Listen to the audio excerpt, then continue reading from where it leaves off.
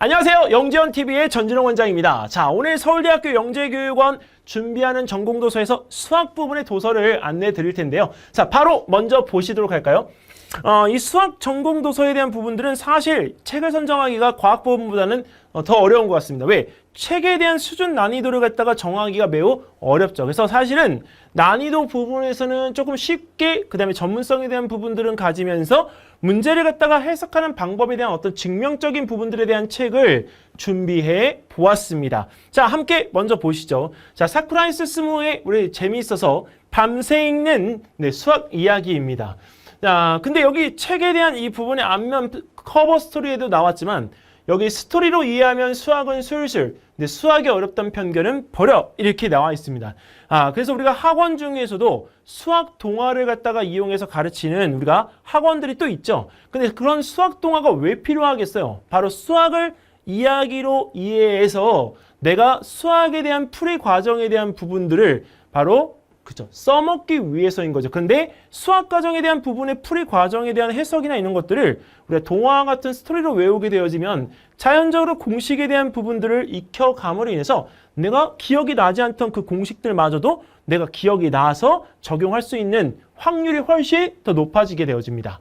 자, 그런 면에서는 이 사쿠라이스 스무의 이 수학 이야기가 중요한데요. 저는 사실 이 책을 갖다가 권하고 싶은 이유는 우리가 서울대학교 영재교육원을 수학과를 지원할 정도의 친구들이라면 수학을 매우 잘하는 친구들일 겁니다.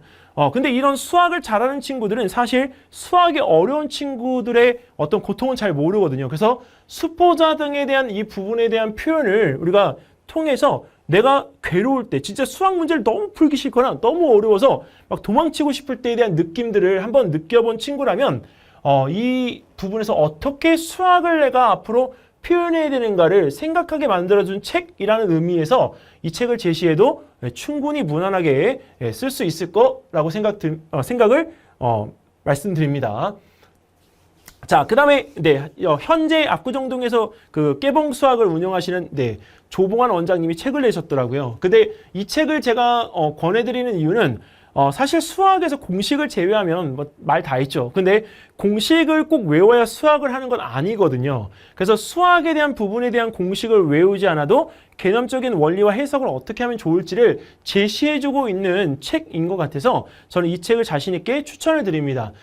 여기 이미지화해서 생각하는 법으로 수학의 개념을 직관적으로 쉽게 이해하도록 한 책이다 라는 이 이야기를 지금 제시를 하고 있는데 사실 이 깨봉 수학에서 지금 쓰고 있는 이 방법은 워낙 어머님들 사이에서도 이렇게 유명한 공부법이기 때문에 이 깨봉 수학에 보내려고 사실 줄 서 있는 부모님들도 꽤 되십니다. 사실 깨봉 수학에서 우리가 초등학생들이 공부를 하고 온 친구들 중에 사고력이나 이런 영재성에 대한 부분들이 좀 많이 보이는 친구들 역시 있어요. 정말로. 근데 그런 부분에서 수학을 자기가 혼자 스스로 해결하려고 하는 부분에 대한 것들이 정말 이렇게 쌓이다 보면 결국 4차 산업의 인공지능 시대에도 나의 사고력은 뒤처지지 않는다는 것. 그리고 4차 산업 인공지능 시대에 가장 걸맞는 과목이 있다라고 하면 과학이 아닙니다. 바로 뭐예요? 수학이에요. 최근 우리가 서울대 입시나 이런 변화에서도 수학의 중요성을 갖다 굉장히 강조하고 있는 이유는 바로 4차 산업이기 때문에 그렇습니다. 그래서 4차 산업에서 중요한 과목은 수학이다. 그렇기 때문에 수학에 대한 부분에 대한 것을 학문적으로, 수학적으로 응용할 수 있는 실력을 갖다 우리 갖추려면 수학에 대한 해결의 관점을 넓혀라 라고 하는 부분에 있어서 제시하고 있다. 그래서 이 책에 추천하는 이유이다 라고 이렇게 말씀을 드릴 수가 있습니다. 자, 이번엔 우리 빌 게이츠가 2015년도에 추천한 도서인데요. 새빨간 거짓말, 통계입니다. 사실 이 말은 저도 동감을 해요. 왜? 통계는 분석하는 어떤 해석자, 분석자에 따라서 느낌이 확 달라져 버리거든요. 근데 그거에 대한 흐름을 갖다가 정확하게 분석하는 것도 중요하지만 그 부분에서 사실 어떤 도구들을 갖다 쓸 건지 명확하게 그것을 적용할 필요가 있거든요. 그래서 여기 보시면 통계로 사기치는 방법을 알려주는 일종의 입문서로 이 책을 갖다 묘사하고 있고, 그다음에 표본, 평균, 오차, 그래프 지수 등에 대한 어떤 우리 필요한 여러 도구들을 묘사한 책이다. 근데 사실 우리가 수학을 하든 과학을 하든 거기서 쓰이는 이런 통계적인 부분에 대한 도구들을 효과적으로 활용하는 건 매우 의미가 있고 중요하다고 저는 생각을 합니다. 근데 수학을 정작 하고 있는 친구들이 뭐 수원을 나갔다, 뭐 수투를 나갔다 다 좋아요. 근데 왜 그래프에서 X축, Y축에 대한 이 부분은 보지 않고 형태만을 갖다가 딱 인지하고 그걸 문제를 푸냐고요. 물론 당연한 거라서 그렇긴 하겠지만 그러다가 실수를 하는 경우들이 종종 있잖아요. 근데 뭐 종종 있는 것보다 더 많죠. 자, 그런 부분에 있어서는 이 통계에 대한 활용법을 정확하게 익히고 있는 것이 중요하기 때문에 이 데럴 허프의 우리가 새빨간 거짓말 통계라는 책을 우리가 추천하는 바이고, 그리고 여기서 우리가 표본, 도표, 인터뷰에 대한 어떤 기법, 숫자들에 대한 부분들로부터 내가 결론을 어떻게 추출하는지에 대한 사례들을 갖다가 보여주고 있기 때문에 이 분석하는 방법을 통해서 내가 무엇인가를 하려고 할 때 그것을 적용해 볼 수 있는 책이다. 나한테 하나의 수학적인 해석 방법을 알려줄 수 있는 책이다. 보통 수학에 관련되어진 책들은 풀이나 증명적인 부분들에 대한 것들만 많이 알려주려고 하지 이런 통계적인 부분에 대한 것을 알려주는 책은 또 없어요. 그래서 이런 부분에 대한 책 한 권 정도는 본인이 꼭 필독서로서 가지고 있는 것을 저는 권장합니다. 자, 그 다음에 좀 어려운 책입니다. 자, 모리스 클라인의 우리가 수학 문명을 지배하다. 사실 제목은 굉장히 거창해요. 그리고 제목에 대한 이 부분들 거창한 만큼 책의 내용이 방대합니다.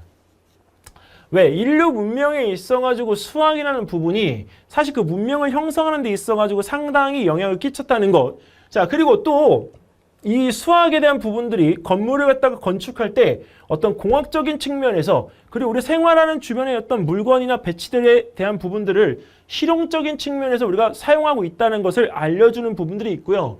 그리고 이 수학이 어떤 과학적인 부분의 추론을 갖다가 우리가 할 때 아주 중요한 역할을 갖다가 하기 때문에 우리가 추론이 가능하다라는 부분을 알려주고 있는 책입니다. 근데 사실 이 책은 읽을 때 우리가 한 권, 두 권, 세 권 뭐 읽는 것보다 이 책을 여러 번 읽는 게 효과적이다. 한 번만으로는 수박 겉핥기식처럼 읽을 수밖에 없기 때문에 책의 내용이 우리가 인지가 안 된 상태에서 본인의 동기나 어떤 본인의 감상평을 갖다가 쓴다라고 한다면 사실 비추.